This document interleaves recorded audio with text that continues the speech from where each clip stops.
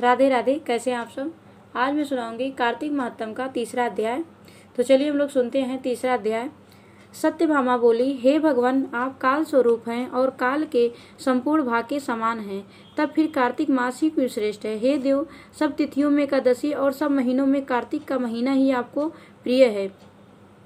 श्री कृष्ण बोले, हे कांते, तुमने अच्छा प्रश्न किया। एकाग्रचित होकर बेन के पुत्र पृथु और महर्षि नारद का संवाद सुनो। जिसे पहले पृथु ने नारद जी से पूछा। जब नारद जी ने कार्तिक मास की श्रेष्ठता कही। नारद जी बोले, पहले सागर का एक पुत्र शंख नामक राक्षस त्रिलोकी के मथने में समर्थन हुआ। उसने संपूर्ण देवताओं को जीत स्वर्ग को निकाल इंद्रादि संपूर्ण लोकपालों के अधिकार अपने हाथ में कर लिए।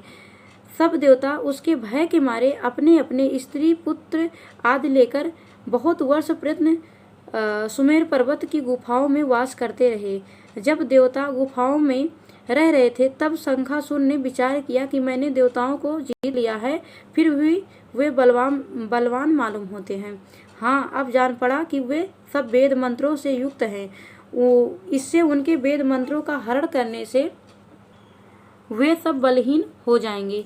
ऐसा विचार कर वह असुर विष्णु भगवान को नींद से ग्रस्त देख शंभु ब्रह्मा जी के लोक में जाकर वहां से वेदों को निकाल कर चलने को तत्पर हुआ।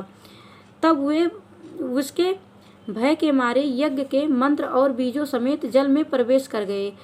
तब तो वह शंखासुर भी उन्हें ढूंढता हुआ समुद्र के भीतर विचरने लगा, परंतु वे वेद एक स्थान पर कहीं भी प्राप्त न हुए। पीछे से ब्रह्मा जी सब देवताओं को संग ले और पूजा की सामग्री इकट्ठी कर बैकुंठ में विष्णु भगवान की शरण में गए। वहां उनके जगाने के निमित्त सब देवता गाने बजाने लगे और गंध धूप बार बार देने लगे। उनकी भक्ति से संतुष्ट होकर भगवान नेत्र खोले। तब सब देवताओं ने विष्णु भगवान के दर्शन किए और षोडशोपचार से पूजा करके दंडवत पृथ्वी पर गिर पड़े। तब तो माधव भगवान उनसे कहने लगे, हे देवगण, मैं तुम्हारे भजन कीर्तन आदि कार्यों से प्रसन्न हुआ हूँ।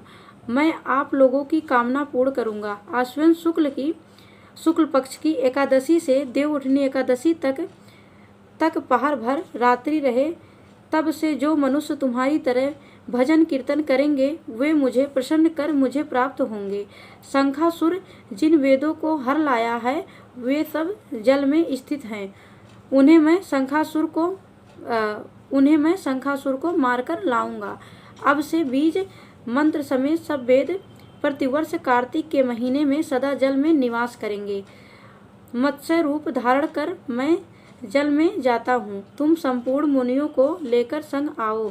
इस लोक में जो अच्छे मनुष्य प्रातः काल स्नान करते हैं, वे निश्चय ही स्नान का फल प्राप्त करते हैं, अच्छा फल प्राप्त करते हैं। जो कार्तिक में सदा व्रत करते हैं, उनको हे इंद्र, तुम मेरे लोक में पहुंचा दिया करो। हे यम, तुम सदा उनकी विग्रह से रक्षा करते रहो। हे वरुण, तुम उनको पुत्र पौत्रों आदि देते रहो। हे कुबेर, तुम उनकी धन वृद्धि करो, जिससे यह मेरा रूप धारण कर साक्षात जीवन मुक्त हो जाए। और हे अन्य देवताओं, जो जन्म मरण से अब तक उन बातों को धारण करते हैं, वे तुम्हारे द्वारा भी पूज्य हैं। जैसे तुमने मुझे एकादशी को जगाया है, इसलिए यह तिथि सदा मानने योग्य है। राधे राधे।